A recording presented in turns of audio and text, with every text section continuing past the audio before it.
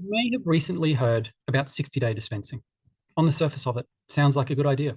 Good way to reduce medication costs and ease cost of living pressures. Unfortunately, the unintended consequences of this change will mean increased medication shortages, more hoarding of medications, increased risk of accidental poisonings and overdoses, more expensive healthcare, reduced hours, service and access to your pharmacy, and an explosion of people going to hospital emergency departments for basic healthcare needs.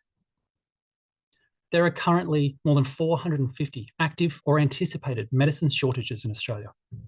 There are antibiotics, diabetes medications, medicines used to treat mental health conditions, and so many more.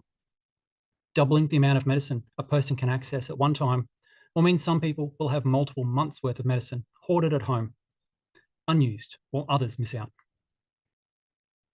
Already, people are shopping around at pharmacies where their medication history is completely unknown to track down supplies of vital treatments. This pharmacy shopping increases the risk for medication errors for some of the most vulnerable people in our community. Medication wastage is already a common occurrence in Australia. If people double the medication that they have at home, it will only make the issue worse. This will be medicine that could have helped someone else that ends up in the bin. At a time when access to paracetamol and other painkillers is being limited to reduce the risk of accidental or intentional overdose, people will be accessing double the amount of antidepressants, double the amount of heart medications, diabetes medications, all that can and do kill people. If you don't have a concession or a pension card, your medicines will cost more, not less, as pharmacies attempt to keep their doors open. If you reach the safety net in the first half of the year, you will receive no financial benefit for all of the damage done through 60-day dispensing. While this is all happening, your community pharmacy will be forced to reduce opening hours, reduce services, increase prices, and restrict access to healthcare to those who can pay for it. Ask yourself, when was the last time you paid to talk to your pharmacist?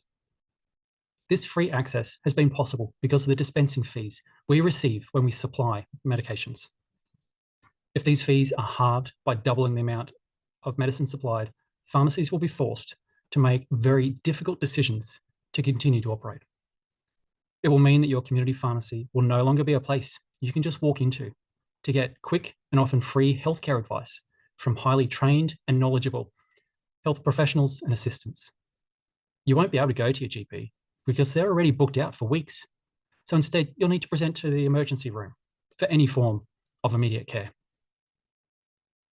If these changes aren't enough, then pharmacy staff will lose shifts, will lose wages, or will lose their jobs entirely as pharmacies struggle to remain open. But it won't be enough in every case. Pharmacies will close, and the care they provide to the community will be lost.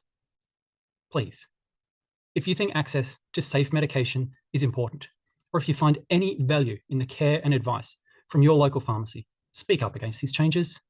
Talk to your federal member to make them understand the risks to the health of our country these changes could cause.